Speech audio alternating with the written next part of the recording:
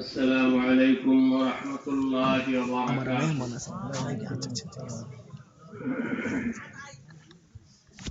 بسم الله الرحمن الرحيم. الحمد لله رب العالمين، والعاقبة للمتقين، والصلاة والسلام على سيد الأنبياء والمرسلين، وعلى آله وأصحابه أجمعين. أما بعد، فأعوذ بالله من الشيطان الرجيم. بسم الله الرحمن الرحيم. إن الذين آمنوا وعملوا الصالحات كانت لهم جنات الفردوس نزلا. وقال النبي صلى الله عليه وسلم: سباب المسلم فسوق وقتاله كفر، أو كما قال عليه الصلاة والسلام. آمنت بالله، صدق الله العظيم، وصدق رسوله النبي الكريم، ونحن على ذلك لمن الشاهدين والشاكرين، والحمد لله رب العالمين। আজ 1 ফেব্রুয়ারি 2021 বড়চর পশ্চিম কুষ্টিয়াপাড়া মাস্টারবাড়ি বাইতুন্নুর জামে মসজিদ কর্তৃক আয়োজিত আজকের ওয়াজ ও দোয়ার মাহফিলের সম্মানিত সভাপতি হযরত উলামায়ে কেরাম, এই এলাকার মুরব্বিয়ান, যুবক ভাইরা, পর্দার আলে আমার মা ও বোনেরা, আল্লাহ রাব্বুল আলামিনের দরবারে অসংখ্য শুকরিয়া যে আল্লাহ রাব্বুল আলামিন মেহেরবানি করে দয়া করে আমাদেরকে আজকের এই মুবারক মজলিসে হাজির হওয়া তৌফিক দান করেছেন। সকলে শুকরিয়া তান বলি আলহামদুলিল্লাহ। আমি পবিত্র কোরআনে কারিমের একটি আয়াত পড়েছি এবং নবী আলাইহিস সালাতু ওয়াস সালামের একটি হাদিস পাঠ করেছি। এই আয়াত এবং হাদিসকে সামনে রেখে দু একটা কথা বলবো। আল্লাহ রাব্বুল আলামিন আমাদের সবাইকে আমলের নিয়তে দিল দিয়ে মন দিয়ে কথাগুলো শুনবার তৌফিক দান করেন।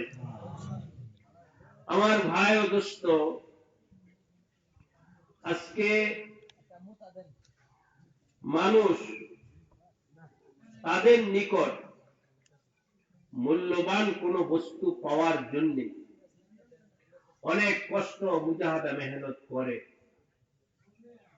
উদাহরণ হিসেবে বলছি, আমেরিকার ভিসা পাওয়ার জন্য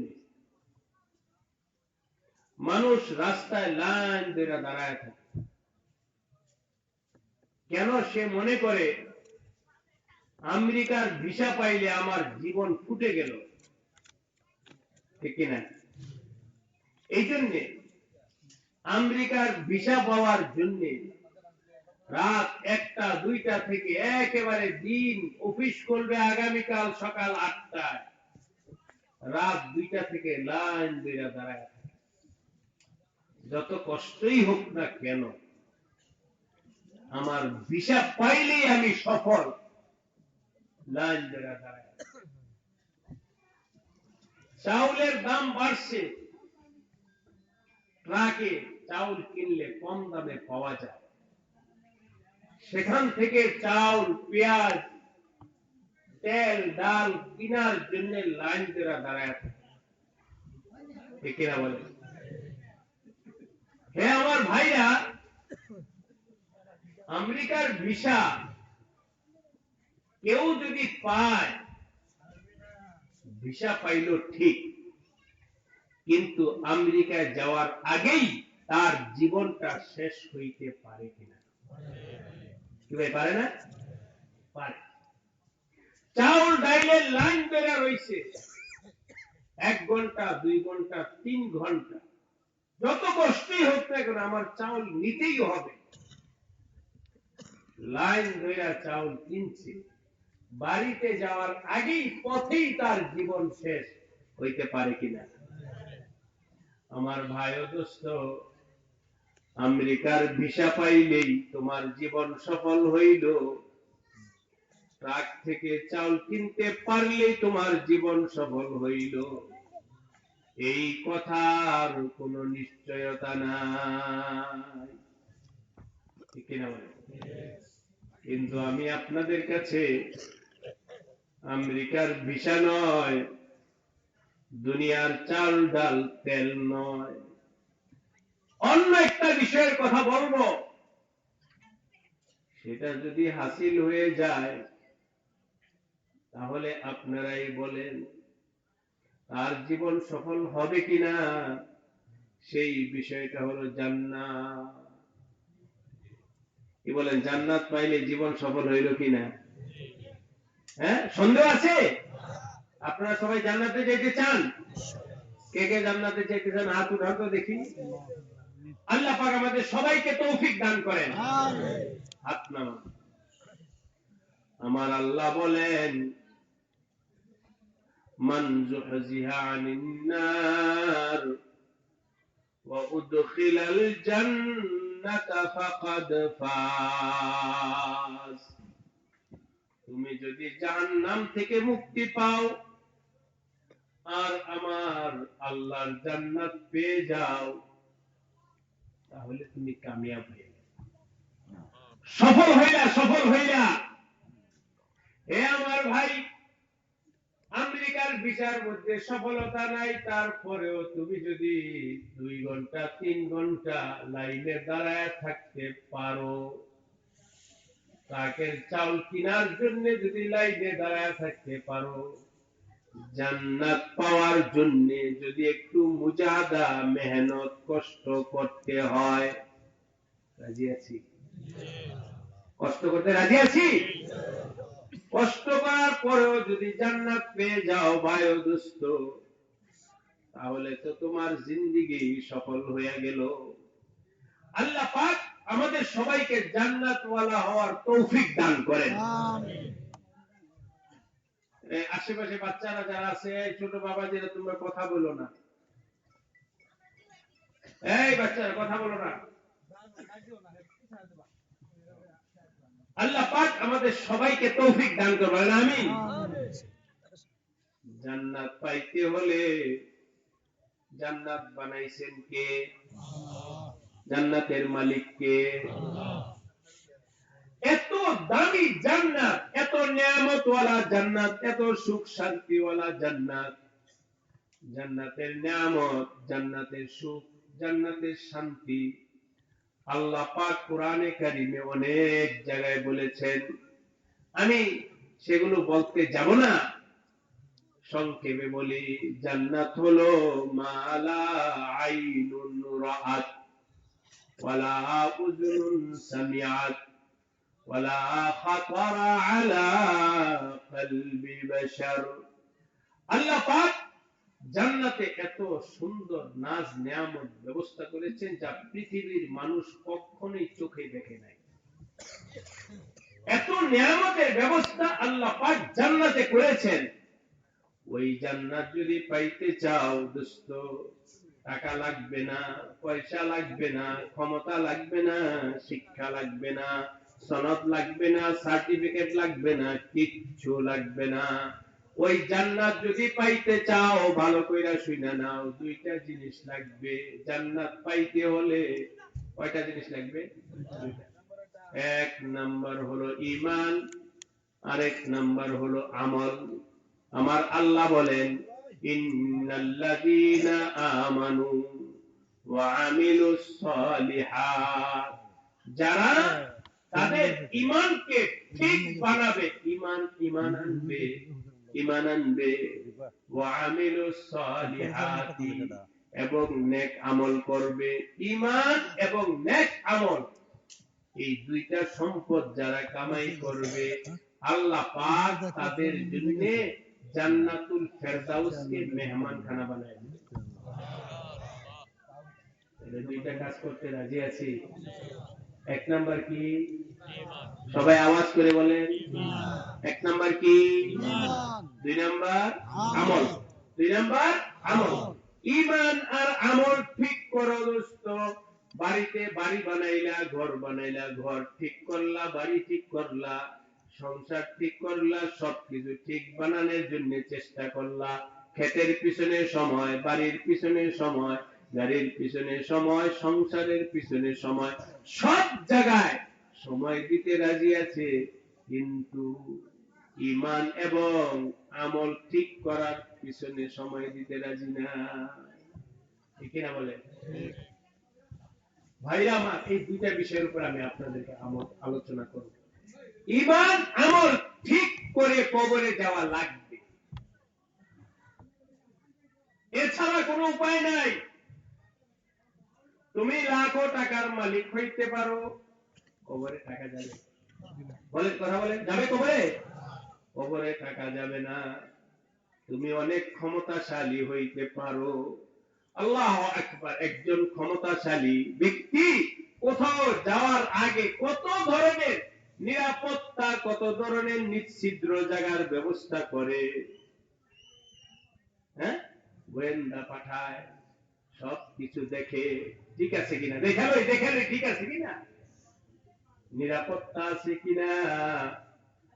এ ভাইরা ভালো করে বুঝেন, নিরাপত্তার জন্য গোয়েন্দা পাঠায়, নিরাপত্তার জন্য পুলিশ পাঠায়, নিজের গাড়ির আগে পিছনে পুলিশ থাকে। একটা শুনেন, কবরে কবরে সাপ বিচ্ছু আছে, কবরে সাপ বিচ্ছু আছে, এটা যাই নাই, ওই সাপ বিচ্ছু থেকে বাঁচার জন্য কোন গোয়েন্দা পাঠাইছো, কোন পুলিশ পাঠাইছো নিরাপত্তার জন্য? আল্লাহ আমাদেরকে বুঝবার তৌফিক দান করবেন, আমিন। এক পাগল ছিল, পাগল পাগল দিন করে বাস, দুনিয়ার কোনো কিচ্ছু মানে নাই, রাস্তাঘাটে হাঁটে আর চলে, যেখানে মন চায় সেখানে যায়, হাট ঘাট বাজার কিছু নাই, দিন বেড়া সে তার মতো চলতেছে। পাগলের সাথে অনেক মানুষ আসে দুষ্টামি করে, পাগলের সাথে অনেক মানুষ আছে। তো এক বাদশা যাইতেছে, বাদশা ওই পাগলকে দেখা বলে, এই পাগলা এদিকে। পাগলা আসছে, আসার পর বাদশা একটা হাতে লাঠি, হাতের একটা লাঠি, ওই যে মুরব্বীরা হাতে লাঠি নিয়ে চলে, আমাদের বিশ্বামতো গেলে হুজুরের হাতে লাঠি ছিল, এই লাঠি বাদশা পাগলকে বলে, এই লাঠিটা তোমাকে আমি উপহার দিলাম, নাও তুমি এই লাঠিটা নাও, এই লাঠিটা তুমি নাও, এই লাঠিটা তোমার কাছে রাখো, তুমি যদি তোমার থেকে আরো বড় কোন পাগল পাও, তাহলে তাকে এই লাঠিটা দিয়ে দিবে, তোমাকে দিলাম। পাগল লাঠি নিয়ে গেল, এক সপ্তাহ ঘুইরা বাদশার কাছে আবার ফিরে আসছে, আয়েশা বলে, বাদশাহ আমি এই লাঠিটা আপনাকে আমি উপহার দিলাম। আপনার কি কথা বুঝতেছেন? বাদশাহ বলে, এই মেয়ে, তোমাকে তো লাঠিটা আমি দিছিলাম, এই লাঠি তো তোমাকে আমি দিছি, কেন এই লাঠিটা তোমার থেকেও যদি আরো কোনো বড় পাগল পাও, তাহলে তাকে তুমি এই লাঠিটা দিয়ে দিও। আমাকে কেন দিতেছ? পাগলা বলে, এই লাঠি নেওয়ার পর আমি এক সপ্তাহ ঘুরছি এই মহল্লায়, এই এলাকায়, এই সমাজে, আমার থেকে বড় কোন পাগল আছে কিনা এই লাঠিটা দেওয়ার জন্য খুঁজছি।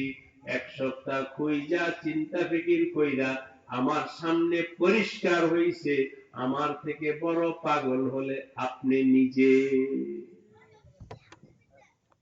এই জন্য এই লাঠি আপনাকেই দিলাম। বাদশা আসমান থেকে বলে কি, আমি এই রাষ্ট্র চালাই, আমাকে বলতেছে পাগল? হ্যাঁ, আচ্ছা বাবা বলো তো দেখি, তুমি কেন আমাকে পাগল বলতেছো? কি সমস্যা বলো। পাগলা বলে, বাদশা আমি আপনাকে দেখতেছি, যদি কোথাও সফরে যান একদিনের জন্য, একদিন না 1 ঘন্টার জন্য যদি কথার কথা আপনাদের ময়মনসিংহে কোন মন্ত্রী মিনিস্টার যদি আসে, 1 মাস আগে থেকে সবকিছু পরিষ্কার হইতে থাকে কিনা বলে। বাদশা মহারাজ আপনি যদি কোথাও 1 ঘন্টার জন্য যান তাহলে আপনার প্রস্তুতি কত 1 মাস আগে থেকেই হতে থাকে, গোয়েন্দা দিয়ে এই দিয়া সেই দিয়া। কিন্তু আমি চিন্তা করে দেখলাম আপনার সামনে একটা সফর আছে, 1 ঘন্টার জন্য নয়, 1 মাসের জন্য নয়, 1 বছরের জন্য নয়, অনন্ত অসীম সময়ের জন্য একটা সফর আপনার সামনে আছে। ওই সফরের জন্য কোন প্রস্তুতি আপনার মধ্যে নাই। 1 ঘন্টার সফরের জন্য এত প্রস্তুতি, অথচ বছরের পর বছর যেখানে থাকবেন ওই কবরের জন্য কোনো প্রস্তুতি আপনার মধ্যে দেখা যাচ্ছে না। আমি চিন্তা কইরা দেখছি আপনার থেকে বড় পাগল আর কেউ না। ঠিক না বলেন? এই জন্য আমার বাবাজিরা অনেক দূর থেকে, ঢাকা থেকে এখানে আসছি, আপনাদের এই এলাকার সন্তান হযরত মাওলানা মাহমুদুল হাসান কাউসার মহব্বত করে, এই জন্য বলছে হুজুর এখানে যাইতে হবে। এবং এই যখন আমি স্টেজে আসি, আসার আগে বলছে কমপক্ষে হুজুর 1 ঘন্টা বয়ান করতে হবে। কেন বলছে? তার আবেগ থেকে, তার মন থেকে এই উদ্দেশ্যে বলছে হুজুর যদি 1 ঘন্টা বয়ান করে, হতে পারে এই বয়ান শুই না এই এলাকার কোন না কোন ভাই হেদায়েত পাইতে পারে। এই জন্য বলে হুজুর একটু লম্বা বয়ান করবে। এই জন্য এক আপনাদের মহব্বতে বলছে, আর দ্বিতীয় নাম্বার হলো জানে যে আমি লম্বা বয়ান করি না। এই জন্য আগে থেকে, এই কয়েকদিন আগে আপনাদের বড় সরে বাজারে আসছি, 15 মিনিট বয়ান করছি, মনে আছে না? 15 মিনিট। আচ্ছা মাশাআল্লাহ মাশাআল্লাহ, আল্লাহ কবুল করবেন, আমিন। আমার ভাই আমাদের হযরত মাওলানা নাসির চৌধুরী বলছেন, আসলে আমরা প্রফেশনাল কোন বক্তা না, দিনের কথা বলি, আপনারা যদি শোনেন তাহলে না মন থেকে আসবে কথা, না শুনলে তো আর আসবে না। ঠিক কিনা বলেন? এই জন্য আপনাদের কাছে আমি এই 2টা পয়েন্টে, ঈমান এবং আমল ঠিক রাখার জন্য সব সময় চেষ্টা করব, তো ইনশাআল্লাহ। কারা চেষ্টা করুন হাত তুলে দেখি। আল্লাহ পাক আমাদেরকে কবুল করুন, বলেন আমিন।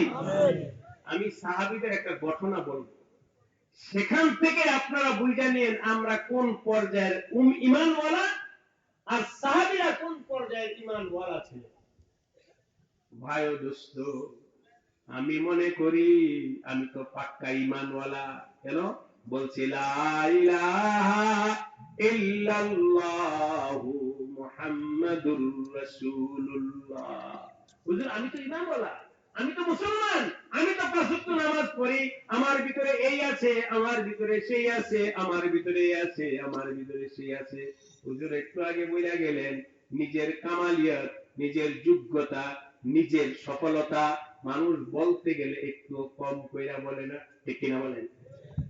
আমি না হইলে কি মাহফিল হইতো, আমি না হইলে কি মসজিদ হইতো, জায়গা আমি দিছি, অমুক আমি করছি, তমুক আমি করছি, এই সমস্ত জিনিস নিয়ে ভাই ও দোস্ত বাহাদুরি করলে আপনি কষ্ট কইরা যা উপার্জন করছেন সব খতম। খতম, তোমার লাভ হবে না।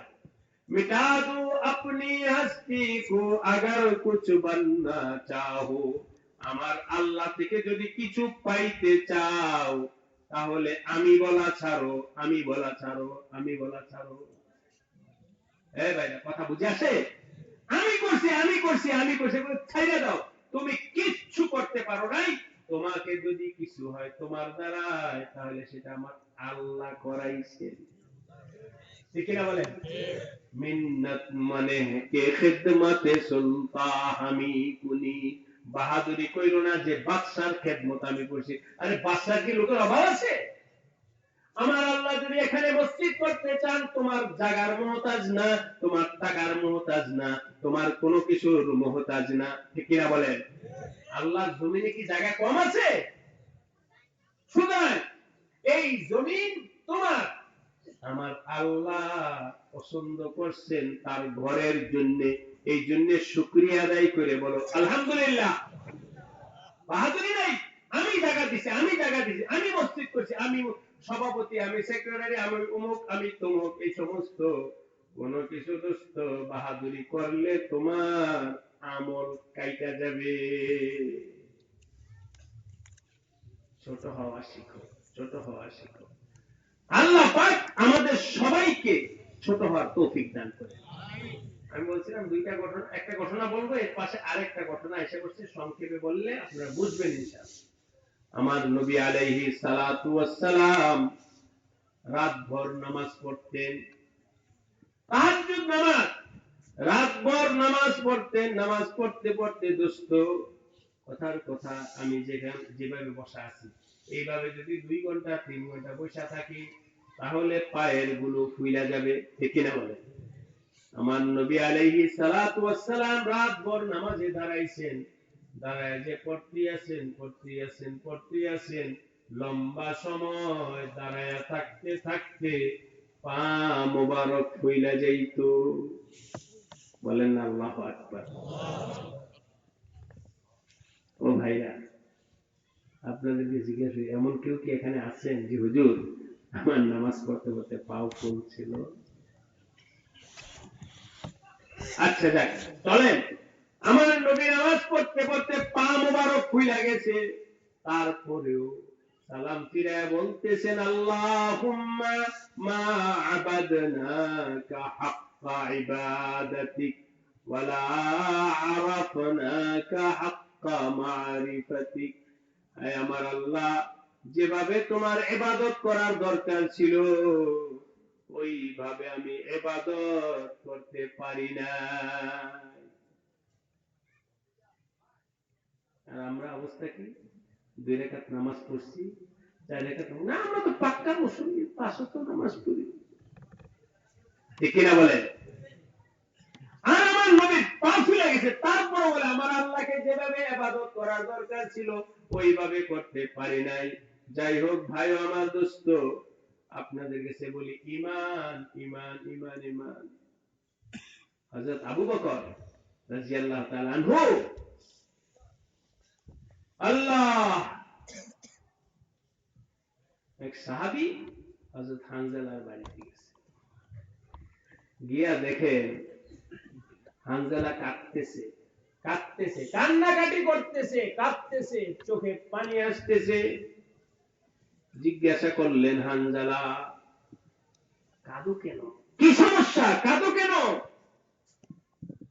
হযরত হানজালা বললেন, আমার ভাই আবু বকর বৈশা বৈশা চিন্তা করতেছি বাড়িতে, আমি তো ঈমানওয়ালা, কিন্তু আমার ঈমানটা নিরেট, নির্ভেজাল, মোকাম্মাল, পরিপূর্ণ ঈমান কিনা এটা বৈশা চিন্তা করলাম। শুনেন, বাজার থেকে কাপড় কিনে আনেন, আইনা আবার খুইলা দেখে পরতে পরতে ঠিক আনছি কিনা, সুতার বাইল ঠিক আছে কিনা, টাইনা টাইনা দেখে কোথাও কোনো সমস্যা আছে কিনা। দোস্ত, বাজার থেকে কাপড় কিনাই না যদি তুমি দেখো কোথাও কোনো সমস্যা আছে কিনা আপনাদের কাছে জিজ্ঞাসা করি, কাপড়ের দাম বেশি না ইমানের দাম বেশি? জোরে বলেন। ইমানের দাম বেশি। ইমানটাও তোমার ঠিক হয়েছে কিনা একটু দেখো। দেখছি কোনদিন সাহাবী হযরত হানজালা বৈশা চিন্তা করতেছেন, ইমান ছাড়া তো জান্নাত পাওয়া যাবে না, ইমানটা কেমন একটু চিন্তা কইরা দেখি, ইমানটা কেমন। আপনারা খেয়াল করলে বুঝবেন ইমান কেমন, একটু পরে বলছি। এর বিপরীত আরেকটা হলো নেফাক। নেফাকটা বুঝায়নি, তখন ইমানটা বুঝতে ভালো। নেফাকের অবস্থা হলো দুই সময় দুই অবস্থা। বলেন কি বললাম? দুই সময় দুই অবস্থা। কথার কথা, মসজিদে আসলে মুসল্লি, মসজিদে আসলে মুসল্লি, দোকানে গেলে ইসলাম নাই। বুঝেন বুঝেন?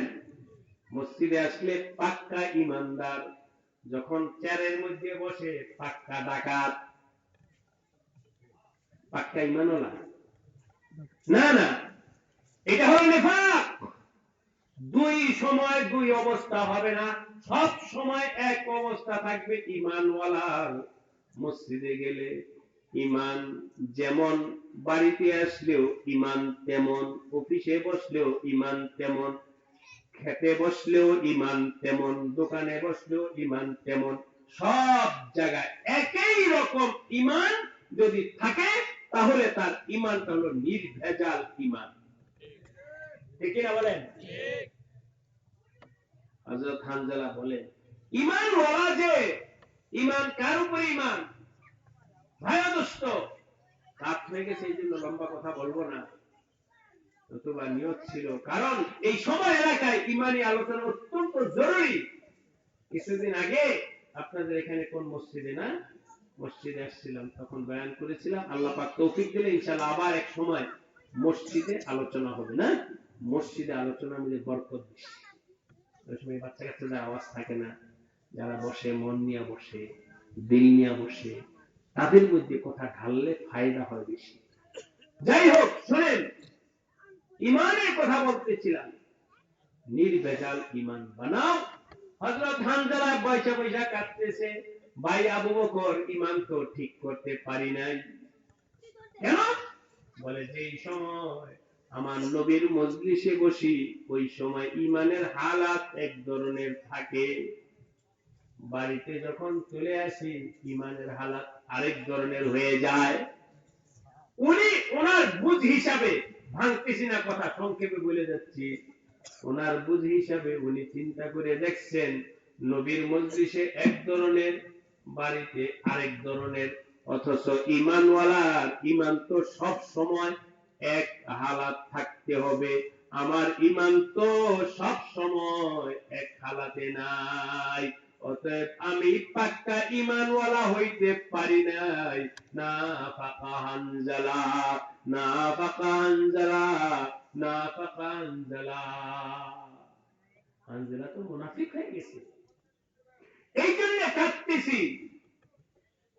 হযরত আবু বকর আল্লাহ বলেন, ভাই হানজালা, তুমি এইভাবে ইমানকে চিন্তা করছো, এইভাবে ইমানকে বুঝছো, তোমার বুঝতো সহি আছে। যদি ইমানের অর্থ এই হয়ে থাকে, আমার নবীর সামনে বসলে আমার কলবের হালাত যা, বাড়িতে আসলেও তা একই থাকতে হবে, ঘরে গেলেও তা থাকতে হবে, অফিসে গেলেও তা থাকতে হবে, সব সময় এক হালাত থাকলেই আমি পাক্কা ইমানদার। আর যদি ব্যতিক্রম হয়, আমি পাক্কা ঈমানওয়ালা নয়। এই অবস্থা যদি হয়ে থাকে, তাহলে হে হানজালা, তুমি একা মুনাফিক নয়, আমারও তো সমস্যা আছে। ও ভাইরা, আপনারা জানি না আমার কথা কতটুকু বুঝতেছেন। কারণ হলো, শোনেন, রাগ করবেন কথা বললে। আজকে আমরা ওয়াজ মাহফিলে যাই, বক্তা যখন কিছু বলে ঠিক, চিল্লান মারি, মুখে দিয়া চিল্লান মারি, দিলের মধ্যে ঠিক কথাটা লাগছে কিনা। মনে করে যে বক্তা বলছে ঠিক ঠিক ঠিক ঠিক, আর এই দাঁড়াই তকবীর জিন্দাবাদ বললে হলো। হযরত আবু বকর, হযরত হানজালা কাঁপতেছেন ঈমানি হালাত নিয়ে। আবু বকর যাকে আমার নবী দুনিয়াতে থাকা অবস্থায় জান্নাতে সুসংবাদ দিবেন, ওই আবু বকর বলতেছে তাহলে তো সমস্যা আমারও আছে। কথাটা কি বুঝছেন? ওনাদের মতো, আবার আমরা বলতেছি না। হযরত হানজালার মতো করে বলতেছেন আমার ঈমান ঠিক হয় নাই। আবু বকরের মতো বলতেছে আমার ঈমান ঠিক হয় নাই। আমাদের সবার ঈমান ঠিক আছে, বলেন ভাই বলেন। আমাদের সবার ঈমান ঠিক আছে, তাই না? আমাদের ঈমানটা কেমন? আপনারা দেখবেন বাজারে, চার দোকানে এই সমস্ত কথা নিয়ে না আমাদের ঈমান ঠিক আছে বলে কিনা বলেন? আপনাদের এলাকায় মনে বলে না? হ্যাঁ, এই যে দেখছেন পয়লাম, হযরত হানজালা বলতেছে আমার ঈমান ঠিক নাই, আবু বকর বলতেছে আমার ঈমান ঠিক নাই, আর আমি আপনি চার দোকানে বসে বলতেছি ওরা যা মনদের তা হোক, আমার ঈমান ঠিক আছে বলে। এই হলো সাহাবী আর আমাদের মধ্যে এই ফারাক। যাই হোক, এখন সমস্যা তো দুইজনেই পড়ছে, সমস্যায় দুইজনেই পড়ছে, সমাধান কি করে হতে পারে? হযরত আবু বকর বললেন চলো ভাই, সমাধানের জন্য নবীর কাছে যাই। নবী তো জীবিত আছে, নবীর কাছে যাই, সমাধান কি হইতে পারে? সমাধান তো লাগবেই, কারণ জান্নাতে যাইতে হলে ঈমান আর কি লাগবে বলেন? আমল। ঈমান যদি ঠিক না হয় কোনো লাভ নাই। ঈমান যদি ঠিক না হয় জান্নাতে যাইতে পারবো না। এটা ঠিক করার জন্য এটাকে হযরত আবু বকর সমস্যা মনে করছেন, এটাকে হযরত ওমর, হযরত হানজালা সমস্যা মনে করছেন, কিন্তু দোস্ত আমি আপনার কোনো সমস্যাই মনে করি না। কারণ হলো একটা উদাহরণ, 10 মনে 10 কেজি ধরে, 10 কেজি ওজনের একটা ব্যাগ, ব্যাগের মধ্যে ধরেন চাউল আছে, চাউল আছে। এই 5-7 বছরের বাচ্চাকে বলা হলো বাবা তুমি এটা পারবা? কয় না আমি পারবো না, ওজন টাইমটা দেখে উঠাইতে পারে না, আমি পারবো না। আরেকটা বাচ্চা হলো আরো ছোট, মোটামুটি হাঁটা শিখছে, এই পারবি এটা? হ্যাঁ পারবো। 10 কেজি পারবো? হ্যাঁ পারবো। 1 মণ? হ্যাঁ পারবো। 5 মণ? হ্যাঁ পারবো। আসলে দোস্ত ওই বাচ্চাটা 1 মণ, 10 মণ, 100 মণেরও ওজন কি সেটা বুঝেই না, ঠিক কিনা বলেন? এই যে সবাই পারবো, পাহাড়টা পারবি? হ্যাঁ সেটাও পারবো। এই বাচ্চা যেমন পাহাড় পারবো বলে, দোস্ত আজকে আমার ঈমানও ঠিক আছে ওই বাচ্চার মতো, কার মতো? বাচ্চার মতো। কারণ ঠিক কি বেঠিক কি ওই তো বুঝে না। খালকে আতফাল আন্দে জুজমা সেতে খোদা, আল্লামা রুমি রহমাতুল্লাহ আলাইহি বলেন আল্লাহর আশিক সারা দুনিয়াতে যত মানুষ আছে সব মানুষ ওই ছোট্ট বাচ্চার মতো, যে বলে পাহাড়ও পারবো। হযরত আবু বকর, হযরত হানজালা কাঁপতেছেন ঈমান ঠিক না হওয়ার কারণে, হযরত আবু বকর পেরেশান ঈমান ঠিক না হওয়ার কারণে, আর আমরা বলতেছি আমাদের ঈমান ঠিক আছে।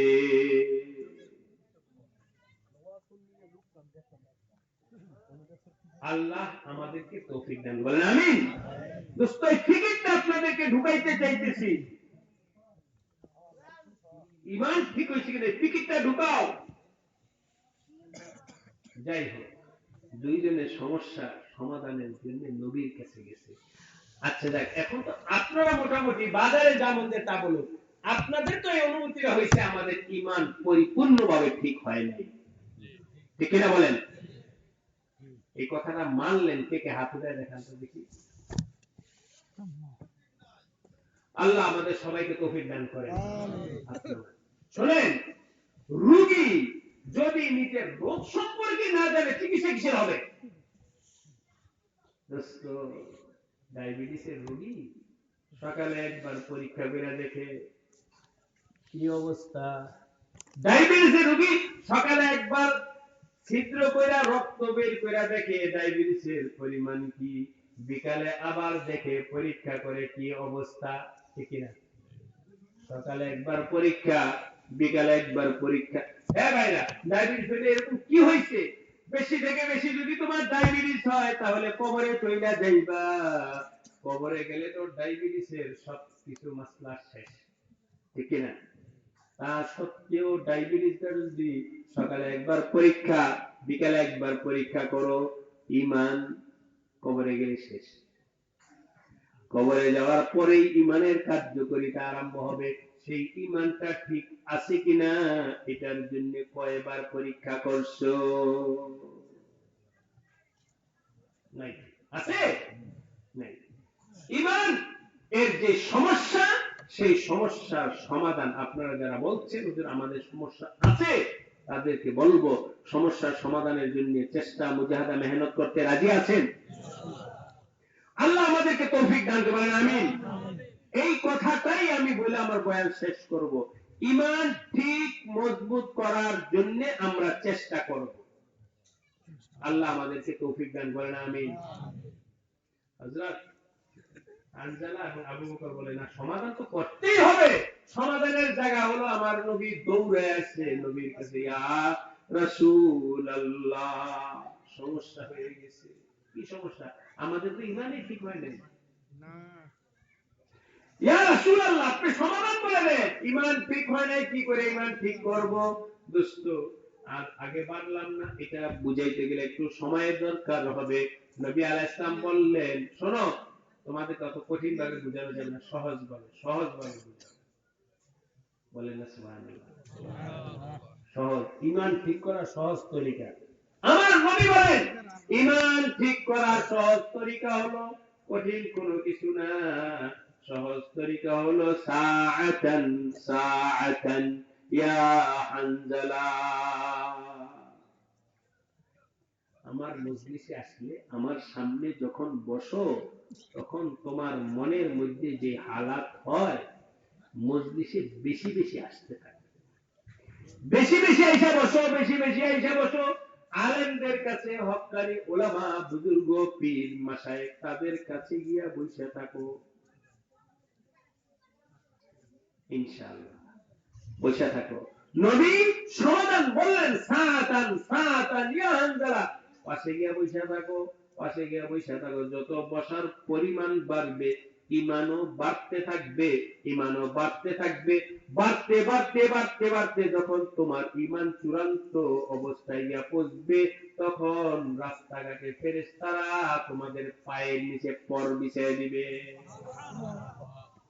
ঈমান ঠিক করার তরিকা, আল্লাহ ওয়ালাদের সোহবত, আল্লাহ ওয়ালাদের সান্নিধ্য, তাদের কাছে গিয়ে বসে থাকো। পারবো সময় দিতে? ইনশাআল্লাহ। শুরু করছিলাম কোন জায়গা থেকে? আমেরিকার ভিসার জন্য কয় ঘন্টা লাইনে থাকতে হয়? হ্যাঁ, 3 ঘন্টা 4 দিন, একদিন লাইনে দাঁড়ায় থাকতো কোনো সমস্যা নাই।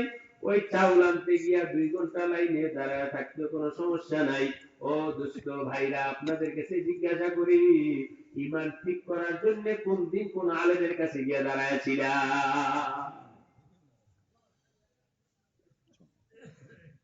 কোন আলেমের কাছে গিয়ে 10 মিনিট বসেছিলা? কোন আল্লাহওয়ালার কাছে গিয়ে 1 ঘন্টা বসেছিলা? কোথাও তো যাও নাই। নিজের ঈমান ঠিক করার জন্য কোন আল্লাহওয়ালার সোহবতে যাও নাই, কোন আলেমের কাছে গিয়ে বসো নাই। কিভাবে তোমার ঈমান ঠিক হবে? আল্লাহ পাক আমাদের ঈমানকে ঠিক করার তৌফিক দান করেন। আমিন। চেষ্টা করব ভাই, এটার জন্য 2টা নুসখা আপনাদের কাছে বলে যাচ্ছি। এক হলো দাওয়াত ও তাবলীগের মেহনতের সাথে সম্পর্ক রাখবেন। রাজি আছেন? ওইখানে গেলে কি দুনিয়ার কথা হয়? তাবলীগে গেলে মসজিদে বসে ধান কয়েক মন হইছে, হ্যাঁ, ধানের কথা মসজিদে হয় না, ব্যবসার কথা মসজিদে হয় না।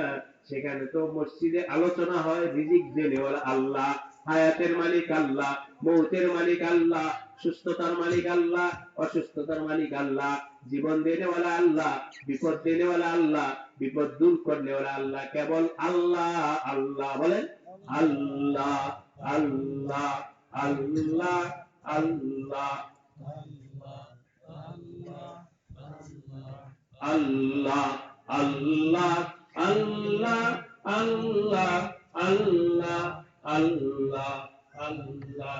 আল্লাহ আল্লাহ আল্লাহ আল্লাহ আল্লাহ লা ইলাহা ইল্লাল্লাহু মুহাম্মাদুর রাসূলুল্লাহ।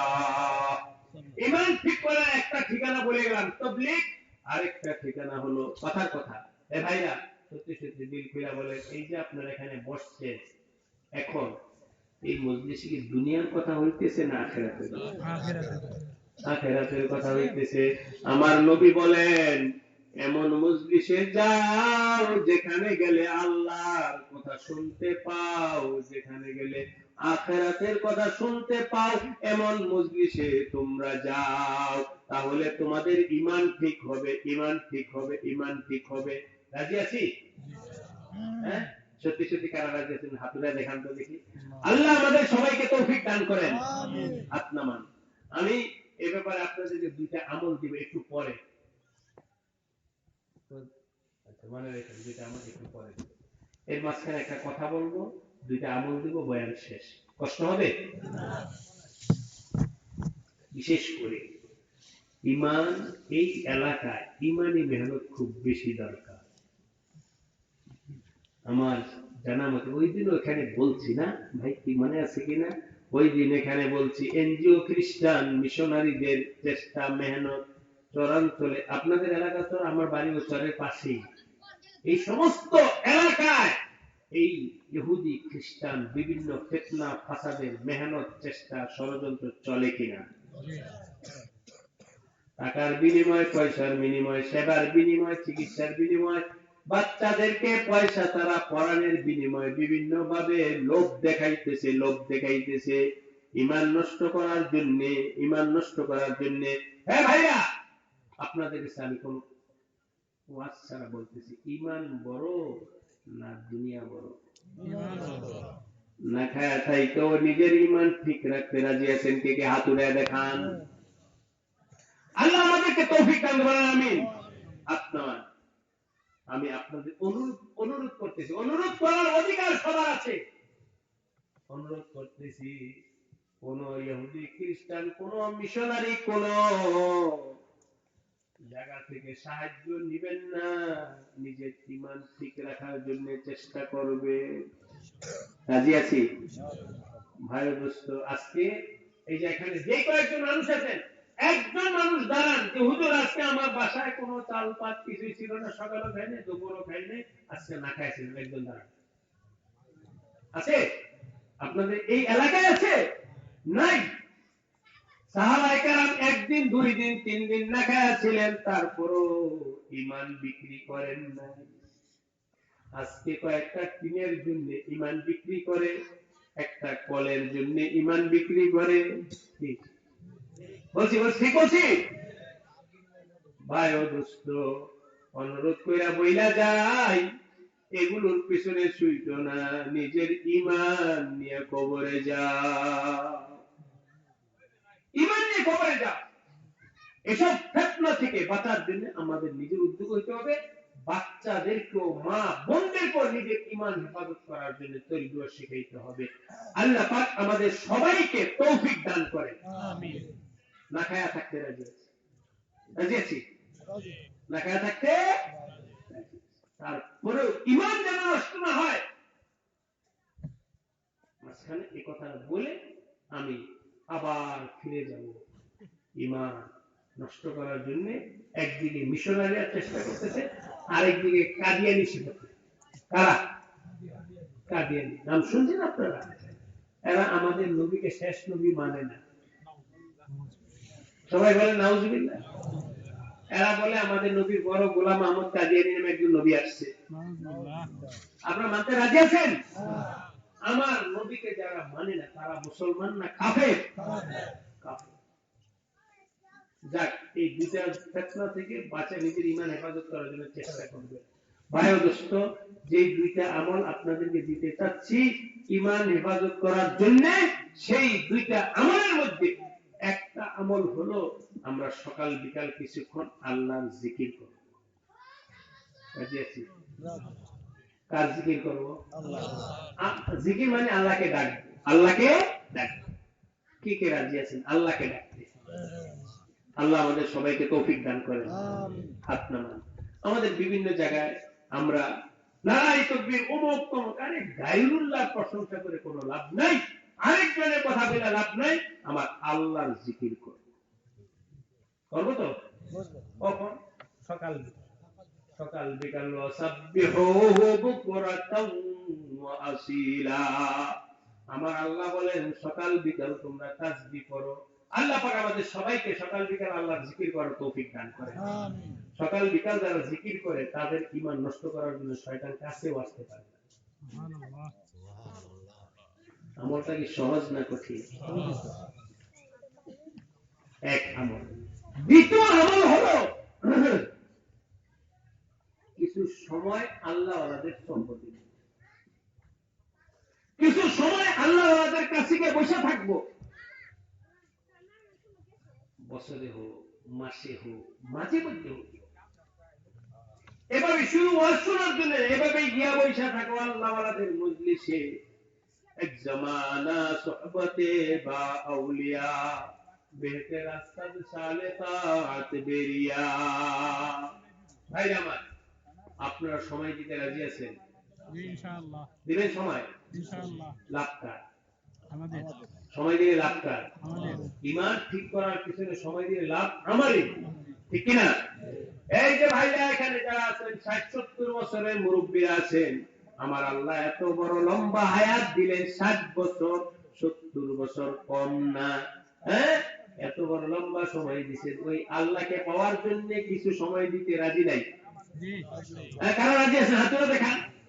মাশাআল্লাহ, সবাই রাজি। আল্লাহ কবুল করেন, আমিন। নগদ একটা তাশকিল করতে চাই, সেটা হলো আজকে হলো ফেব্রুয়ারি মাসের কয় তারিখ জানেন আপনারা? 1 তারিখ। আগামী 11, 12, 13 তিন দিন আমার বাড়ি মুন্সিগঞ্জ, সেখানে ইমানি তরবিয়ত, ইমানি মুযাকারার জন্য 3 দিনের জামাত সেখানে সারা বাংলাদেশ থেকে জমায়েত হচ্ছে। ঈমান কিভাবে ঠিক করা যায়, ঈমানকে কিভাবে মজবুত করা যায়, এটার উপরে মেহনত চলছে। আলহামদুলিল্লাহ, আপনাদের ময়মনসিংহ থেকে জামাত যাবে 10 তারিখ রাত। মাওলানা মাহমুদুল কাউসার সাহেব রাত 10টায়, 10 তারিখ রাত 12টায় মাসকান্দা থেকে বাস ছাড়বে। মদন থেকে ছাড়বে, মদন থেকে, মদনের আমাদের মদনের লুৎফর রহমান ভাই আছে, তার এলাকা থেকে কাফেলা তৈরি হয়েছে, ওইখান থেকে বিকালি ছেড়ে দিবে। এরকম বিভিন্ন জায়গা থেকে যাচ্ছে। এই এলাকার কেউ রাজি আছেন যে ইনশাআল্লাহ হুজুর আমি ঈমান ঠিক করার জন্য 3 দিন আল্লাহর রাস্তায় সময় দিব? বলেন তো দেখি। এই তোমার কাছে দেখেন, আমার কাছে দেখেন কে কে রাজি হয়েছে। এই যে মুরব্বি নাম লেখেন, নামটা লেখেন। হুজুর আপনার নাম কি? তোফায়েল আহমদ। হাফেজ তোফায়েল আহমদ। আল্লাহ কবুল করে, বলেন আমিন। ঈমান, এখানে কোনো টাকা পয়সা কোনো কিছু লেনদেন নাই, ঈমান ঠিক করার জন্য আল্লাহর রাস্তায় সময় দিব।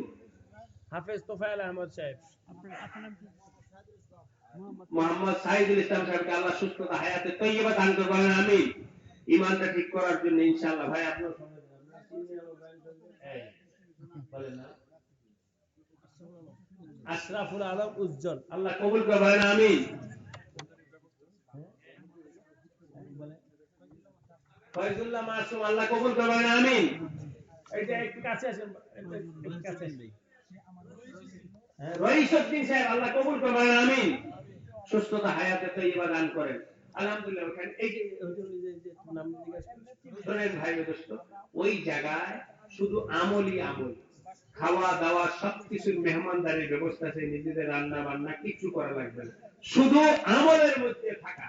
বিশ্রামের সময় বিশ্রাম, ওযু ইস্তেঞ্জা, বাকি সব সময় জিকির মশক। এই যে লেখছেন আব্দুল করিম, জনাব আব্দুল করিম সাহেব, আল্লাহ কবুল করেন, সুস্থতা দান করতে পারেন, আমিন। আরো বলেন ভাই, আল্লাহর রাস্তায় নিজের ঈমান ঠিক করার জন্য নিজের নাম লেখায় দেন, ইনশাআল্লাহ আল্লাহ সুস্থ রাখবেন, ভালো রাখবেন। আরো কিছু রাজি হয়ে যান। আর যারা নাম লেখেছে সবাই আমাদের মাওলানা কাউসারের সাথে যোগাযোগ করবেন, সে রাহাবরি করে আপনাদেরকে সেখানে নিয়ে যাওয়ার জন্য চেষ্টা করবে। কি নাম? ওমর। কে কি নাম? মুস্তাফা ওমর। মুস্তাফা ওমর। আল্লাহ কবুল করবেন, আমিন। কয়জন হয়েছে? 7 জন। 7 জন। আর 3 জন হইতে হবে, কমপক্ষে 10 জনের একটা জামাত হয়ে যায়। 3 জন লেখান। আর 3 জন ভাই রাজি হয়েছেন? 3 জন। আল্লাহ রাস্তায় সময় দেন 3 দিন আল্লাহ রাস্তায় সময় দেন 3 জন রাজি হয়ে যায়। আমি ইনশাআল্লাহ একদিন। এই যে জাহিদুর রহমান জুনাইদি, জাহিদুর রহমান জুনাইদি, আল্লাহ কবুল করবেন, আমিন। হ্যাঁ, আর 2 জন। এই যে আল্লাহু আকবার, এই যে মুরব্বি হ্যাঁ। জনাব ইদ্রিস আলী সাহেব, আল্লাহ হায়াতে তৈয়বা সুস্থতার নিয়ামত দান করবেন, আমিন। আপনার নাম? মোহাম্মদ ইয়াসিন আলী, আল্লাহ পাক হায়াতে তৈয়বা দান করবেন, আমিন। 10 জন হয়ে গেছে। তিলকা আশারাতুন কামিলা, আলহামদুলিল্লাহ, জামাত হয়ে গেছে। যারা লিখেছেন আল্লাহ পাক তাদেরকে কবুল করবেন, আমিন। সুস্থতার সাথে ঈমানি মেহনত করার তৌফিক দান করবেন, আমিন। এর পাশাপাশি আরো যদি কারো দিন তৈরি হয়ে যায়, মাওলানা কাউসারের সাথে যোগাযোগ করবে। ঠিক আছে কথা, ইনশাআল্লাহ আল্লাহ এই মাহফিলকে কবুল করবেন, আমিন আমিন। আর দুইটা কথা বলবো, এখনো সকাল বিকাল জিকির, আর আল্লাহর রাস্তায় সময় বলছি না, যে হাদিস বলছি, এই হাদিসটা এক কথায় বলে ফেলতেছি। বাবারা, আপনাদের কাছে অনুরোধ করে বলি, কোন মুসলমানকে গালি দিব না, গালি দিব না। কে কে রাজি আছেন হাত উঠান, আল্লাহ পাক কবুল করবেন, আমিন। আত্মান স্ত্রীকে গালি দিবেন না, মা বাবাকে গালি দিবেন না, রাস্তাঘাটে কাউকে গালি দিবেন না। সিবাবুল মুসলিমে ফুসুক, মুসলমানকে গালি দেওয়া গুনাহ, গুনাহ। আজকে আমরা রাস্তাঘাটে অমুককে ভাই দোস্ত কি বলবো, গালি তো আমাদের প্রবাদ বাক্য হয়ে গেছে, কথার আগে কথার পরে, ঠিক কিনা বলেন? কাউকে, ছোট বাচ্চাকে, মাকে, স্ত্রীকে, বোনকে, প্রতিবেশীকে, কাউকে, দোকানের কর্মচারীকে, আপনার কামলাকে কাউকে গালি দিব না। এই কথার উপর আমরা কি আমল করতে পারবো? আমার নবী বলেন সিবাবুল মুসলিমি ফুসুকুন ওয়া কিতালুহু কুফরুন, অন্যায়ভাবে কাউকে হত্যা করা কুফরি গুনাহ, কুফরি গুনাহ। গালি হবে না, ঝগড়াই হবে না, আরেকজনকে হত্যা কোথায় থেকে হবে? সাবধান ভাই ও দোস্ত, ঈমান হেফাজত করা এগুলো একটা মাধ্যম। কেউ মারামারি করবেন না, অন্যায়ভাবে কেউ কারো গায়ে হাত উঠাবেন না, রাস্তাঘাটেও না। রাস্তাঘাটে দেখলে দিকে মারামারি করতেছে, দুজন মুসলমান, দুজন ভাই, সামান্য একটু জমি নিয়ে মারামারি করে মামলা মোকদ্দমা, সামান্য একটু 19-20 হয়ে লাঠি নিয়ে বের হয়ে যাবে, সামান্য একটু 19-20 হলে অস্ত্র নিয়ে বের হয়ে যাবে। কি হয়েছে ভাই? ঈমান না তোমার তো ভাই, এ সমস্ত ইসলামে নাই। 19-20 হইলে অস্ত্র নিয়ে বের হয়ে যাবে, 19-20 হইলে লাঠি সোটা নিয়ে বের হয়ে যাবে। ভাই ও দোস্ত, এগুলো যেন না হয়। আমার নবীর উম্মত আমরা সবাই, ঠিক কিনা বলেন? আমার নবী ভাই, যেমনি ভাবে আপনি বাবা, আপনি চান যে আমার ছেলেরা সবাই মিলেমিশে থাকুক, আমার নবীও চাইতেন আমার উম্মত সবাই মিলেমিশে থাকুক। বুঝেন নাই কথাটা? আপনি বাবা হয়ে যেমন ছেলেদের মধ্যে ঝগড়া লাগে, আপনার মনে কষ্ট দেয়, আমরা আমাদের নবীর উম্মত হয়ে আমরা যদি পরস্পর দলাদলি, মারামারি, দাও কুমড়া নিয়ে এগুলো নিয়ে ঝগড়া ঝাঁটি করি, আমার নবীর মনেও কষ্ট। কথাটা কি আপনাদের বুঝে আসছে? এই দুইটা অনুরোধ রেখে গেলাম, শেষ। কেউ কাউকে গালি দেব না, আর ঝগড়া মারামারিতে জড়াবো না। কেউ আমাকে মারতে আসলে কোরআনে কারীম, লা ইন বাসাত্তা ইলাইয়া ইয়াদাক, তুমি যদি আমাকে মারার জন্য তুমি হাত বাড়াও, মা আনা বিবাসিতি ইয়াদিয়া ইলাইকা লিআকতুলাক, আমি আমার হাত তোমার গায়ে উঠাবো না। তুমি আমাকে মারতে পারো, আমি মারবো না। তুমি আমাকে শাসাইতে পারো, আমি তোমার সাথে খারাপ ব্যবহার করব না। যাদের দিলের মধ্যে আমার আল্লাহর মহব্বত আছে, যাদের দিলের মধ্যে পরিপূর্ণ ঈমান আছে, সে কোনোদিন অন্য মুসলমানকে গালি দিতে পারে না, সে কোনোদিন অন্য মুসলমানকে কষ্ট দিতে পারে না, সে কোনোদিন অন্য মুসলমানের সাথে ঝগড়াঝাটি করতে পারে না। আপনাদেরকে জিজ্ঞাসা করি, বলেন তো এখন মুসলমানদের মধ্যে ঝগড়াঝাটি হয় কিনা? হয়। বুঝা গেল, ওই যে শুরু আলোচনা, 1 নম্বর ঈমান আছে তো এই জন্য হয়। হ্যাঁ, এই যে ঈমান সুন্দর নাই, এই জন্যই হয়। সাহাবায়ে কেরামের মধ্যে ঈমান ছিল স্বচ্ছ, কেউ কারোর সাথে গালিগুলো ঝগড়া ফাসাদের মধ্যে সাহাবীরা লিপ্ত হয় নাই। আমাদের ঈমানে যখন সমস্যাগ্রস্ত, এই জন্য রাস্তাঘাটে পরিবার পরিজন বিভিন্ন জায়গায় ঝগড়া ফাসাদ মারামারি চলতেই থাকে, ঠিক কিনা বলে? কালকে এক জায়গায় এভাবে নাম বলবো না, এক চেয়ারম্যান সাহেব বলতেছিলেন, হুজুর আগে এই এলাকায় কত মারামারি হইতো, আলহামদুলিল্লাহ সব সময় থানার মধ্যে মামলার ঘাটতি বাজে থাকতো, এলাকায় এত মারামারি হইতো, এখন আল্লাহর মেহেরবানিতে সবাই নামাজি হয়ে যাইতেছে, ঈমানওয়ালা হয়ে যাইতেছে, এখন অনেক বছর ধরে আমাদের এলাকায় মারামারি হয় না। বলেন না সুবহানাল্লাহ? ঈমান থাকবে, শান্তি আসবে। ঈমান সমান ঈমান দূর হবে, মারামারি ফারামারি অশান্তি আযাব গজব এলাকার মধ্যে আসতেই থাকবে। ঠিক বলছি? এই জন্য ঈমানি মেহনত করার জন্য আপনাদেরকে দাওয়াত দিয়ে গেলাম। আল্লাহ পাক আপনাদের সবাইকে তৌফিক দান করুন, বলেন আমিন। আর কালকে থেকে ইনশাআল্লাহ 5 ওয়াক্ত নামাজ পড়ে ফেলবো। আপনারা দেখেন কি বেশ সাহস নাই? আল্লাহ পাক কবুল করুন, বলেন আমিন। ইস্তিগফার করেন, আস্তাগফিরুল্লাহ, আস্তাগফিরুল্লাহ। এই ভাই, আপনি যাবেন না? আপনার নাম লেখাইছেন? নাম লেখা নাম লেখা আছে, কাশ্মীর গেলে